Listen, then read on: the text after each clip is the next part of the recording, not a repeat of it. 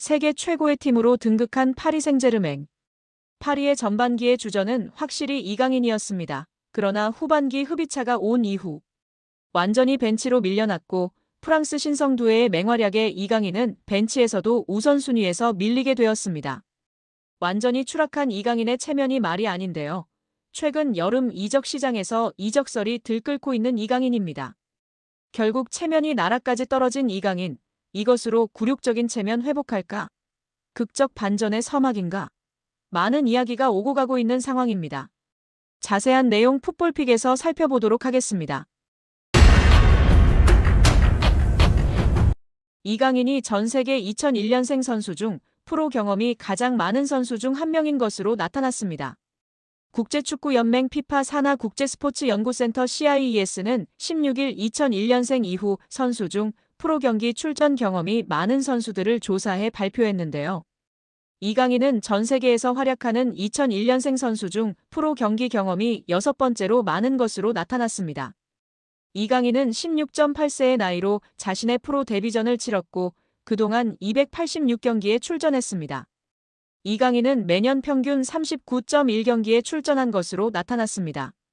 2001년생 선수 중에선 레알 마드리드의 호드리구의 프로 경험이 가장 많은 것으로 드러났습니다. 호드리구는 379번의 공식 경기에 출전했고 해마다 평균 50.9경기에 출전한 것으로 나타났습니다. 2001년생 선수 중에선 호드리구에 이어 레알 소시에다드 쿠보의 프로 경험이 두 번째로 많았고 나이트, 사카, 알베르토가 뒤를 이었습니다.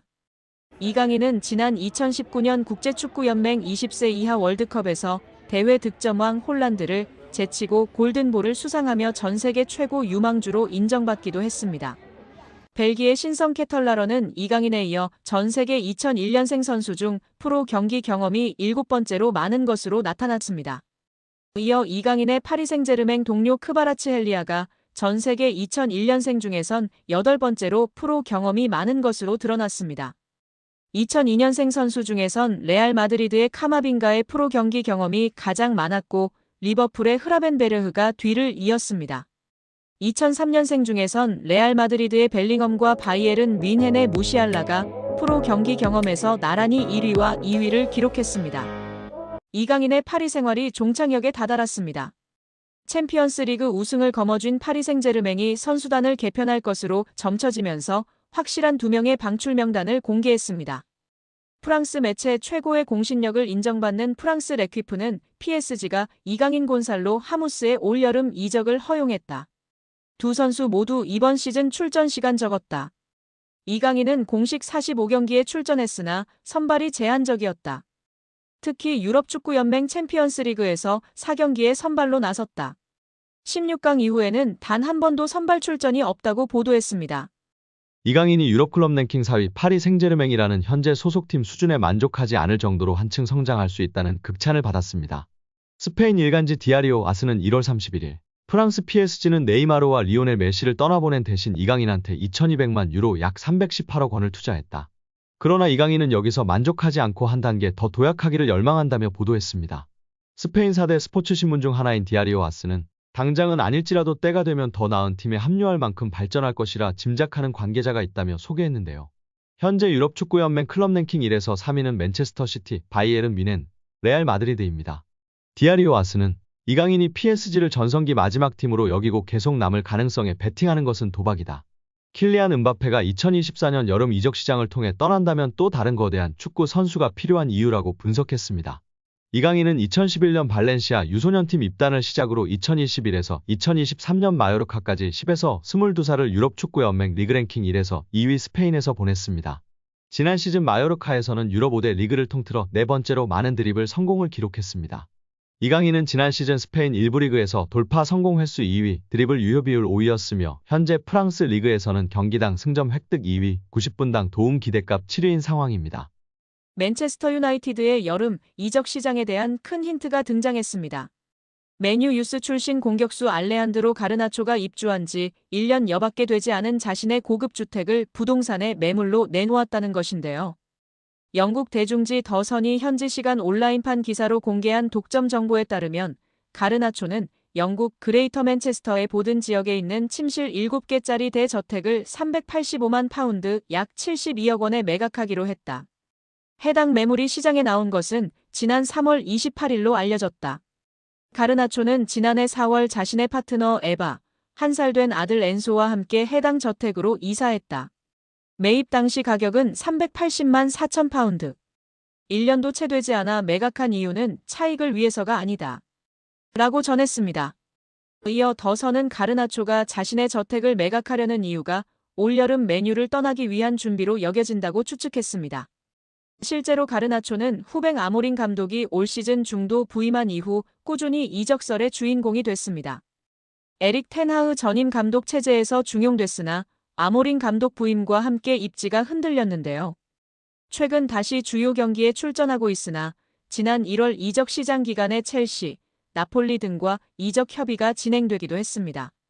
맨유는 지난 수년간 누적된 적자로 인해 재정난에 시달리고 있기도 합니다. 맨유는 아모린 감독이 원하는 유형의 선수를 영입하기 위해 기존 선수 매각을 추진 중이며 현재 에스턴 빌라로 임대된 마커스 레시포드를 비롯해 자체 유소년 팀 출신 선수들의 매각이 장부상 순이익으로 처리되어 재정 건전성 규정 충족에 큰 도움이 된다고 보고 있습니다.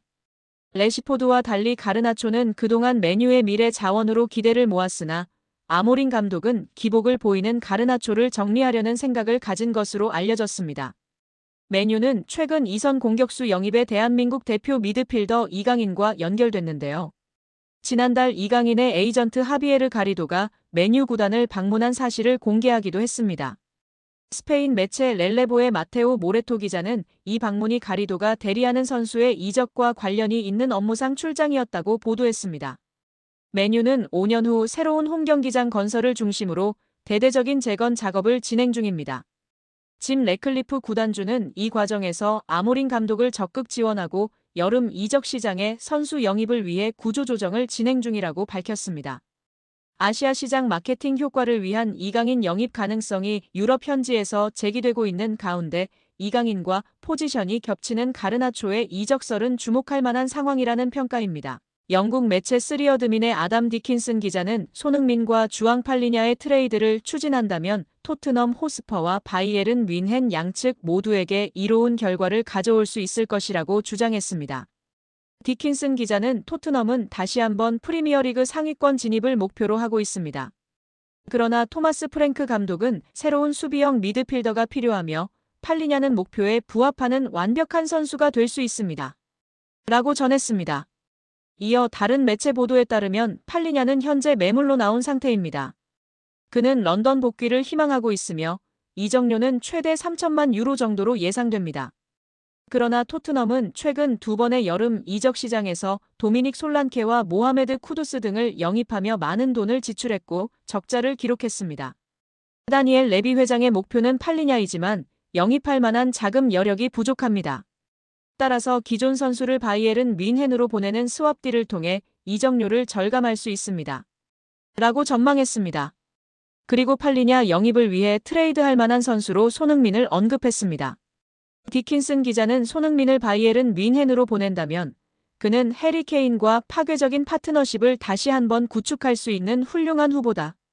바이에른 뮌헨은 최근 왼쪽 공격수인 르로이 사네와 결별했으며 니코 윌리엄스 아틀레틱 빌바오 영입에도 실패했습니다. 게다가 토마스 밀러도 팀을 떠났습니다.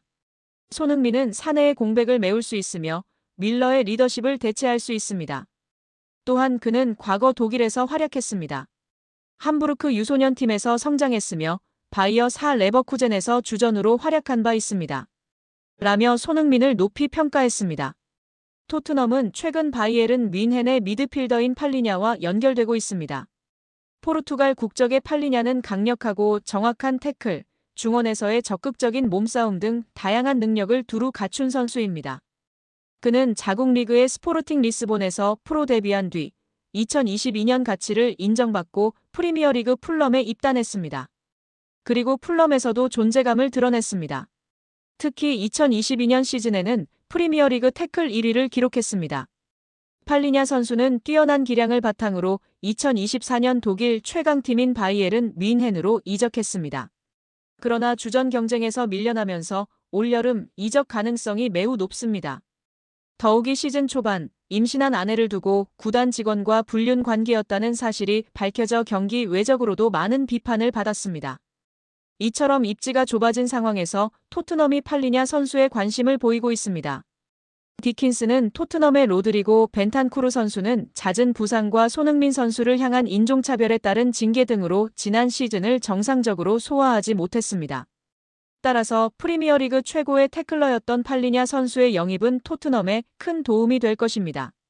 라고 주장했습니다. 그러나 토트넘은 올여름 팔리냐 선수를 영입할 만한 자금이 부족하다고 밝혔습니다. 토트넘은 작년부터 여름 이적 시장에서 많은 돈을 투자했습니다. 앞서 쿠두스 선수를 거액에 영입했고 모건 깁스 마이너스 화이트 선수 역시 많은 돈을 투자해 영입하려는 상황입니다. 비록 깁스 마이너스 화이트 선수의 영입 과정에서는 법적인 문제가 발생해 협상이 전면 중단되었지만 다음 시즌 유럽축구연맹 챔피언스리그 출전에 대비해 공격적인 투자를 진행하고 있습니다. 이에 따라 디킨스는 팔리냐 선수의 이적료를 확보하는 대신 손흥민 선수를 활용하여 영입할 수 있다고 주장했습니다. 또한 바이에른 뮌헨도 손흥민 선수를 영입한다면 큰 도움을 받을 것이라고 전망했습니다. 이는 바이에른 뮌헨의 최전방 공격수인 케인 선수의 존재 때문입니다. 2023년까지 토트넘에서 활약했던 세계 최고의 공격수인 케인 선수는 토트넘 시절 손흥민 선수와 뛰어난 파트너십을 선보였습니다. 두 선수는 프리미어리그에서만 총 47골을 합작하며 리그 역사상 최다골 듀오로 등극했습니다. 따라서 손흥민 선수가 바이에른 뮌헨에서 케인 선수와 재회한다면 팀에 큰 도움을 줄 수 있을 것으로 예상됩니다.